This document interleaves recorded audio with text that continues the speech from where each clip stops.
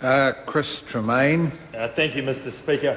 This Environmental Protection Authority bill takes another step to deliver on a National Party promise to the New Zealand electorate and takes another step forward to protect the environment. I really want to take a few minutes at the end of the session tonight to reflect on Charles Chauvel's criticism of the National Party and our environmental record and just compare that against our friends across the House and Labor and in fact the Greens working together. Let's start with some greenhouse gas emissions, Mr Speaker. Labor came into office in 1999 criticising the Kyoto target as too modest. They saying a 20% reduction in emissions was required by 2005. Helen Clark, she upped the ante still further in 2007, saying that New Zealand will be the first carbon-neutral country in the world. That's what she said.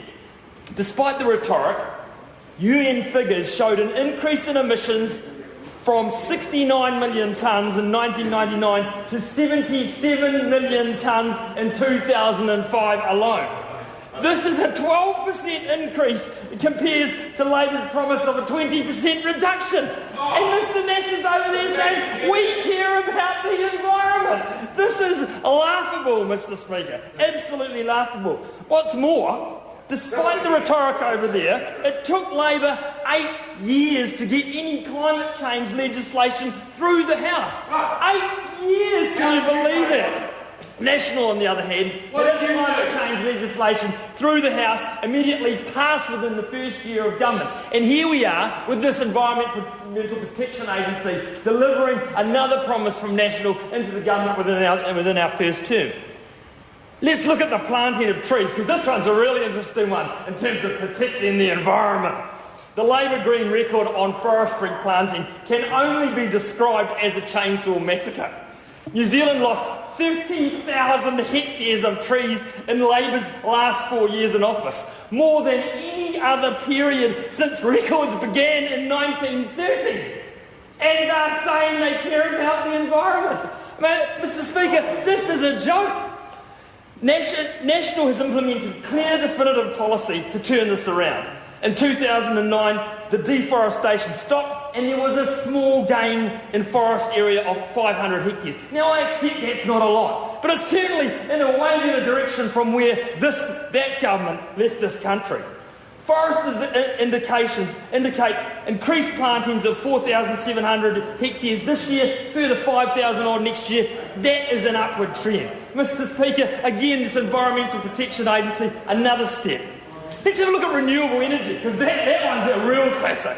Despite all the hype about wind power and renewables, New Zealand went consistently backward with renewable energy under a Labor government for 9 years, in proportion to electricity generated from renewable sources.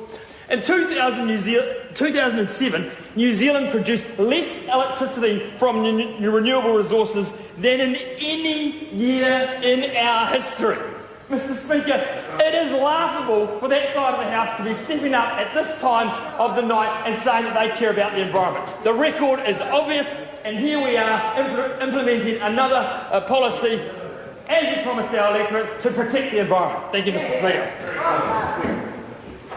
Kelvin Davis. Thank you, Mr Speaker. First of all, I'd like to congratulate my colleague Stuart Nash for the eloquence of his and the detail of his speech. But I'd also just like to acknowledge what Sue Kedgley said about double-speak in this bill, Mr Speaker, because the Environmental Protection Authority, the title of this bill, is in fact a misnomer, because there's no actual guarantees to protect the environment. The other double-speak I'd like to raise in the very short time I have is that in the Minister's speech at the first reading, he said it is about an efficient public service where we group like activities together under one roof. That's double-speak, Mr Speaker, for cuts to public services. I'm sorry to interrupt the member, but the debate is interrupted and set down for resumption next sitting.